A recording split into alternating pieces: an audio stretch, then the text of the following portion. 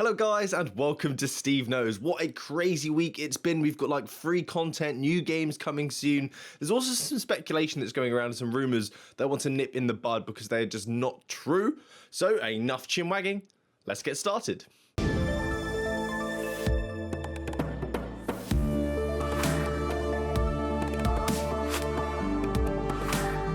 So let's start this off with the big news, because I have some thoughts on this, because there have been reports popping up, because obviously one of the biggest things stopping people getting an Oculus Quest is the fact that Facebook are behind that product, and people want to protect their data, which is of course understandable. The Quest 2 is currently $299, which is an absolute bargain. It's a great price, but we're going to pay in other ways, such as software sales and the fact that our data is now being extracted from these headsets. We essentially become like a data farm. Reports are saying that there is an option to get a Quest business model for $799, which you can, they are right, you can get this device, and it doesn't require you to log in with a Facebook account, because many businesses, they don't actually allow personal data being collected or used with company equipment. So Facebook kind of had to remove that feature for business. This business enterprise headset just can't be used in the way that's being described. The capabilities that you're going to have on a business account are not the same as the consumer. Are you going to have chats? Are you going to have friends? Can you play online multiplayer games? What's app purchasing like? I kept reading that there's no difference between the hardware of the business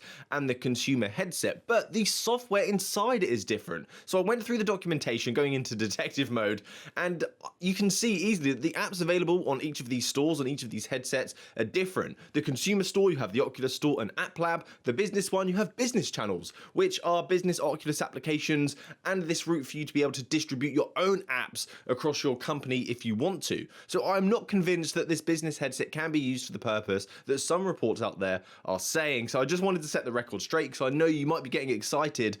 You know, $799 for a headset like that with no Facebook tied to it. It's very, very competitive. But it just simply isn't true. So please comment down below, what would you expect to pay for a headset that doesn't have Facebook tied to it? What would you pay for a Quest 2 minus Facebook? And since we're talking about headset, let's talk about the ViveCon event that's around the corner on May the 11th and May the 12th, and we are expected to see a prosumer headset, which is this professional / consumer device. And there are rumors going around that it's going to be a standalone headset, one that can hopefully offer something unique to the Oculus Quest, like face and full body tracking, because in a previous video, if you've watched it, Oculus did discuss and said that themselves they can't compete in that department against Vive. It will just take too long to catch up. So I don't think Oculus are going to go down the tracking route very soon. We also had a teaser image before from Vive of this headset that showed a little camera, but now they just posted a GIF where light travels across the device, giving more insight into this device's form factor. There's also speculation that another headset is going to be revealed after speaking to my friend Mystical.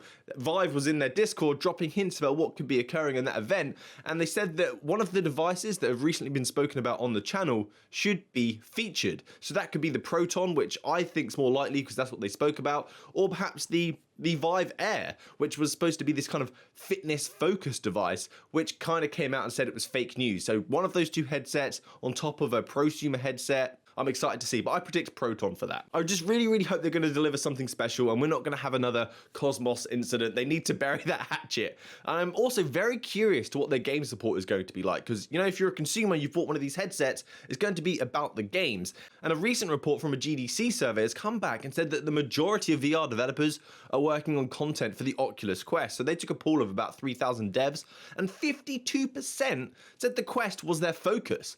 So the more data that we hear about VR, and we hear about the Quest destroying competition and it kind of taking over and becoming this monopoly, it makes me very anxious. That's not good for growth or the industry in the long term, even though we're getting these amazing updates and tons of games and cheap hardware now in the short term. We'll pay for it in the future. So I really, really hope that Vive have thought about game support. So for my boomers out there, or my retro lovers, you may remember the Commodore 64, a keyboard / computer where you can play games, or you can also actually program your own games in BASIC. I got a Commodore myself over there in the shelf, 64 kilobytes of memory, a sweet piece of kit back in its day for that price. And on SideQuest, someone has just took it upon themselves to recreate this love device, but in virtual reality.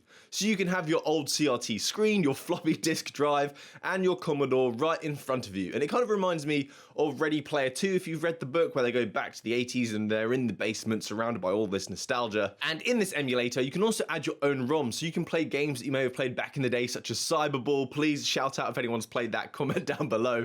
So you just simply add those ROMs to the file system by plugging your Oculus Quest into the computer. So if you like retro gaming and you want to check out an absolute classic from, I believe, around 1981 or 1982, if I got that wrong, apologies, go sideload that and enjoy some old games. A pretty exciting one now, The Wizard's Dark Times, coming to the Oculus Quest, and it's only next week. This is the kind of game that's needed on the Quest right now. I think it's really needed. It's decent sized, single player campaign that you may have seen some gameplay of me playing on the PC before on the channel, and it was really fun. This game, you use gestures to cast different abilities, such as an ice arrow or fireballs, and the boss fights in this was such a blast. I remember the Ice Queen just sticking out of my head, and the fire boss, I don't remember their name. You know what, they're actually kind of all good. This is the kind of game that just cannot be recreated on the flat screen and can only be experienced in VR. The physicality is absolutely paramount when playing this game. So the story is, there is a plague that has spread across the realms, and it's made all the living things in these realms fall into chaos, causing them to become very hostile, and you must save the world by taking out the elemental witches. So not a crazy story, but something that gives you an objective at least, and this is coming May 6th, just in time for the weekend, so you can embody a wizard. I do recommend playing this game based on what I've played on the PC, but of course the Oculus Quest, you're going to have some severely reduced visuals, but I can't really tell from the footage that they've given us, because when you're in the headset, things are just totally different. So once that game is out, I'll let you guys know what it's like. Another game coming soon is a Quest party title that some of you may have played in VR back in 2017 called Loco Dojo. This game is a port of the original from the Oculus Quest. I feel like this is VR's answer to Mario Party, because you and players are on a board, you have to spin a dice, and then you'll move across the board based on the result of that dice, and then you'll face off in a bunch of mini games against each other. It's a great party title if you've got lots of quests around the house, or you can have a remote gaming night with your friends perhaps. The devs are pleased as well with how close they've managed to get the Quest version to the original PC VR version. And it looks pretty great. Of course, the game doesn't seem that intensive, but hats off to them still. So in the trailer, you see mini games such as hitting targets, firing a slingshot, shooting balloons out the sky, sheep herding, and there's so much there. Good old-fashioned family fun that I think people seem to forget about these days. So old. A nice cheeky update for the Oculus Quest that's going to bring more accurate hand tracking to the Quest, with the ability now to track in 60 Hz, which was double the previous rate, because that was 30 Hz. So although this doesn't help much with the issue of occlusion that we have with hand tracking, because it's using cameras to look at your hands, and sometimes you're going to block the view of some of your fingers, it is apparently going to work much better for faster moments of gameplay and reduce the latency experience by around 10%, which, not bad. But it's not all sunshine and rainbows. Facebook have come out and said themselves that because of this, in low light conditions, you're going to have a more noticeable jitter. So make sure that the lights are turned on, and since it requires more processing power, it is going to reduce the battery life and can cause overheating, so they have limited applications thresholds on the CPU and the GPU. So for the developers who want to implement this and increase the frequency, they just have to go to the Android manifest and change the frequency attribute to high. So expect some updates coming soon for hand tracking titles to take advantage of this, assuming that increasing this frequency doesn't take them over that CPU or GPU threshold, because if it does, they're going to have to do some optimization on their game to enable this. If you like discounts, there's an AppLab Bundle available now. It was supposed to end on the 28th of April, but they've extended it by 10 days, so I think it's now going to end on the 8th of May. And it's like a surprise bundle, so you go to this website, and in front of you, you'll have 3 eggs, and you'll be given a price if you buy all 3 eggs without knowing what they are. Or you can click on them individually and reveal what the games are that you're buying, but in doing so, you reduce the discount that you get for the purchase. So if you have all 3 there and you just buy them without knowing what they are, you get 70% off. If you click 1, it becomes 50. If you click 2, it becomes 30. And then if you click all 3, you get a 10% discount. It's got a gambling vibe to it, but you know, you are saving money. It might be a good one if you're bored and you have $10 free for some experimental fun of AppLab. and you want something to do this weekend. Actually, you know what? Comment down below. I'm going to pick someone before this offer is over. I'm going to pick somebody and I'm going to buy you one of these bundles. Why not? Okay, quick one now on a game that I'm really excited for because I was quite shocked about hearing this. So if you watched the Oculus showcase, there was a game called After the Fall from Vertigo Games, and I loved the look of it. I love games where it's full of the infected, even though it's this recycled theme. It's got this co-op element which reminds me of Left 4 Dead. So in this game, they had so many assets on screen. There were so many enemies, and they've just said that this game is coming to the Oculus Quest. And I was so shocked to hear that as well, because this game looks beautiful. The effort they must have gone through to get this on the Oculus Quest. And they've just come out and said that it's going to have the same enemy count as the PC VR version, which is incredible. And because of that, they're able to support cross-platform play with PlayStation VR, PC VR, and the Oculus Quest for this nuts game. So they said they're applying techniques on rendering, animation, and code control to adjust the quality of enemies dynamically whilst keeping the games in sync across all platforms. So this wizardry that they're having to learn because of the limitations of the Oculus Quest and the PlayStation VR, some interesting solutions are coming up. This is really great to see, and I'm actually kind of hugely impressed. It could be a flop. We've all played Arizona. A great usability update now, increasing the accessibility for people, allowing you to extend your library even if you don't have a computer. And if you do have a computer, you'll be able to sideload directly onto your headset now without having to plug it into the computer, search for a game and install it. It can all be done inside your headset. Although the folks over at SideQuest have said that this breaks some Oculus policies, so they do not recommend using the method where it's directly onto the headset, just in case you get in trouble. So to set it up so you can just install games directly on the headset, what you want to do is plug your headset into the computer and open SideQuest. Go get the SideQuest APK from online somewhere. I'm not allowed to tell you exactly where, but it's around. Just give it a Google. And then you want to install that APK onto your headset. You can do this by just dragging and dropping that file into SideQuest whilst your headset is installed. Now with it installed, you want to select the Wi-Fi option that's in SideQuest. It's at the top bar. Select the Wi-Fi icon and then click connect so it connects to your headset over Wi-Fi. Then go into the headset, open the SideQuest installer, which will be in unknown sources. Go to the USB Wi-Fi icon in the bottom left corner of the application, and then go to the very bottom and put in a local host IP address, which is 127.0.0.1. You'll then be able to install applications directly from SideQuest onto your headset without having to be connected to the computer or your mobile phone. But if you reset your headset, you'll have to go through this process again, which of course can be a little fiddly. If you don't have a PC, you can do this with your mobile phone now. So go to the App Store,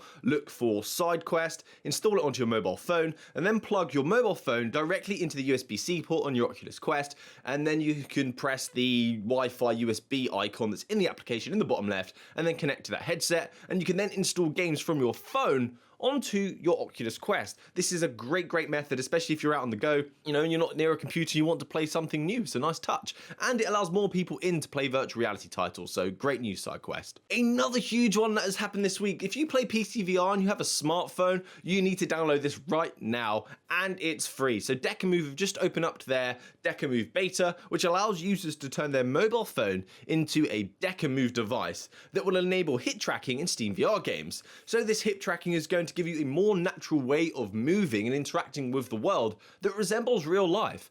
In virtual reality at the moment, we kind of have head tracking, so the movement follows your head, super annoying, or we have hand tracking where movement will follow your hands, super annoying if you're grabbing a weapon and moving from your back. That's such a pain in the A. So with this device, that tracking is going to be focused on your hip, which is going to allow you to turn around and shoot enemies whilst moving forward in a more natural way, be able to look around without any unexpected movement, just more natural control, and it's completely free. So all you do is download the application, the beta application. I'll leave a link down below in the description. Download the application from the App Store as well. This is only available for Android though.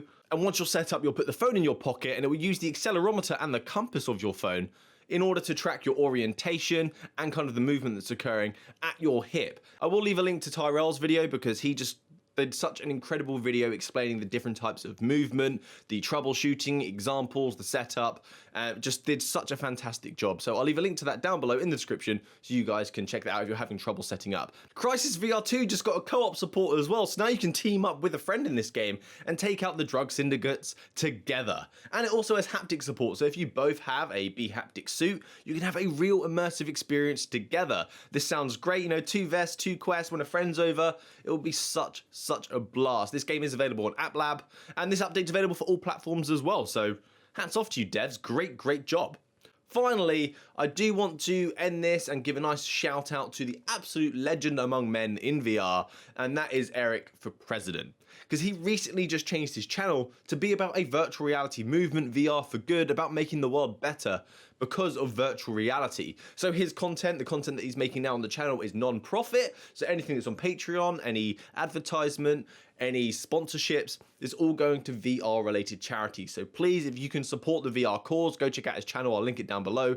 Watch an ad on one of his videos, it's going to help, and also give him a retweet to one of his Twitter channels as well to spread the word, spread the VR love. So that's it from me today, guys. Thanks for watching to the end of the video, getting caught up on the latest and greatest in the virtual reality space. I'm SteveKnows, hopefully I'll catch you next time. Happy gaming, guys. Good day.